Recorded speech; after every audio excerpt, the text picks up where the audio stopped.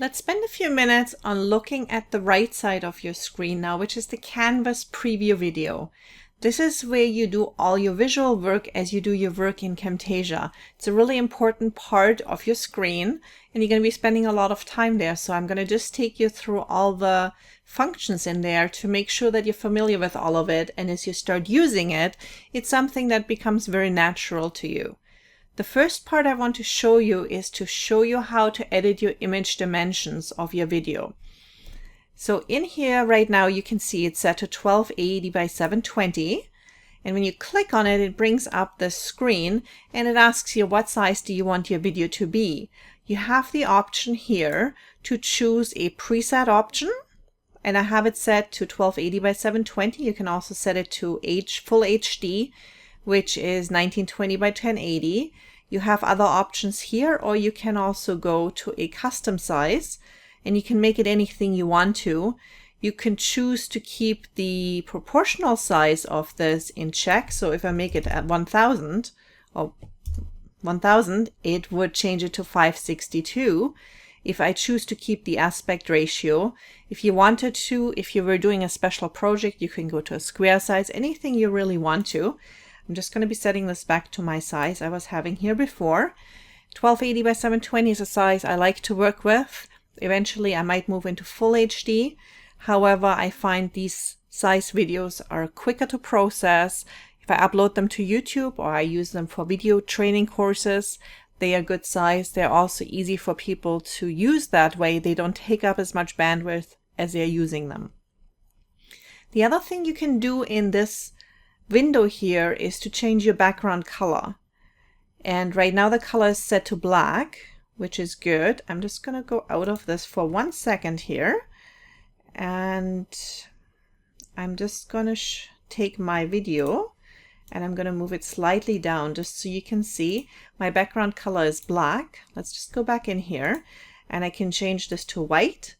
I can change it to any color I want to. I can change it to purple if I wanted to. That looks pretty bad. Or I can select a color out of the video. I can change it to a green, that would be matching. Or I can also go into more background colors right here.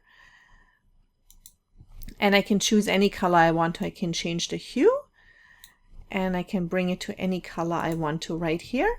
And then I can say OK. So this background color can be very handy if you're having some text on it. If you're having some smaller images, you might want to make sure you have a background color that matches what you're trying to say. If I'm working in a full screen video like I'm doing here, and I'm just going to bring this back here into my spot, I'm not as concerned about it. However, I'm usually setting it to a black or a white color because sometimes once I'm applying transitions at a later point, I want to make sure that when it goes through those transitions, it doesn't start showing a purple or a green or a red color, but just a very neutral black or white color. So that's just something to keep in mind. And you can just see as I was moving around my image here, I had little grid lines up here. This is a very helpful function because it shows you when you're centered. So let's just take this image here and I'm just going to bring it through. And you can see it's showing me now that I'm perfectly centered. And if I just bring it up a little bit, I will also see those center lines the other way. And now I know that my image is perfectly centered within my canvas. You also have the ability to change your magnification. This is really important to remember. When you change the zoom level of your canvas, it only changes the zoom level of your preview. It does not change the actual size of your video. So right now it's set to shrink to fit, but I can also set it to 100%, for example. And you can see that my lovely mugshot now is not quite visible. And I might use this when I'm looking for something very specific in my video. And there is a nice little mode here. It's a second one over. It's a toggle pan mode. It's a little hand, and that allows me to now move the canvas around and look for exactly what I'm looking for. Typically, I would use this when I'm removing some green screen background. I might want to look a little bit further into it and see if my hair really has lost all the green shimmer around it. Any details like that, that zoom is really, really handy for. And I'm just going to bring this back to shrink to fit. and I have my whole canvas visible again. A few other functions you have already noticed right on the top here. We have 4 more buttons that are very handy. All of them are quite handy. Here is a toggle crop mode.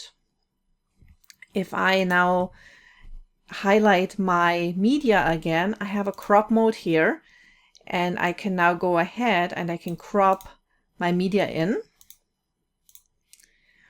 And this can again be very handy if you have a problem, for example, on a green screen. I'm just going to bring this back out so you can see how this can affect you. You can see on the side here of my video, I'm showing some wrinkles in my green screen. Now, typically I'm really good at taking this out when I'm removing the background.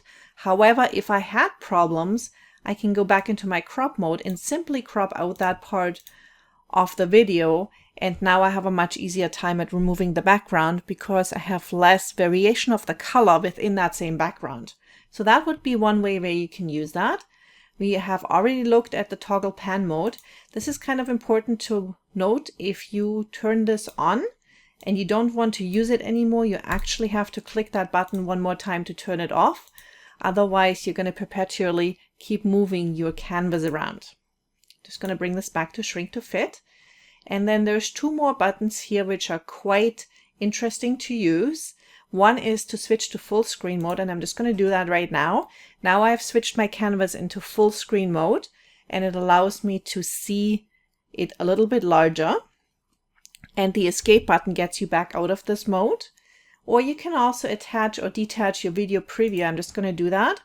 And now you can see it's no longer attached to Camtasia, but you can move it around. This can be handy when you have a wider screen or you have multiple screens. You can just shoot that over. And you also get out of that by just clicking that button again. That's a little bit of an overview of those main functions you have here.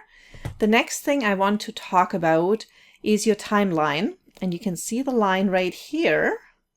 That is the timeline of your preview. And you can scrub through this timeline just by going left or right. And we can see it gets me to another point in that timeline. And I can go as far back or front as I want to. You also have down here the timer that shows you exactly where you are. So right now I'm sitting at 4 minutes, 45 seconds and 23 of 6 minutes, 22 second video. And this can be quite helpful when you are at a point where you need to insert something or where you need to cut something and you want to have an exact time. You can just scrub to that exact point if you like to. And as you notice, we have some more controls down here. The big one in the middle is the most obvious. It's the play button. And then we have a step backward and a step forward button right here. And then we can also go to the previous clip and to the next clip. Those can also be very helpful as you're working with your editing.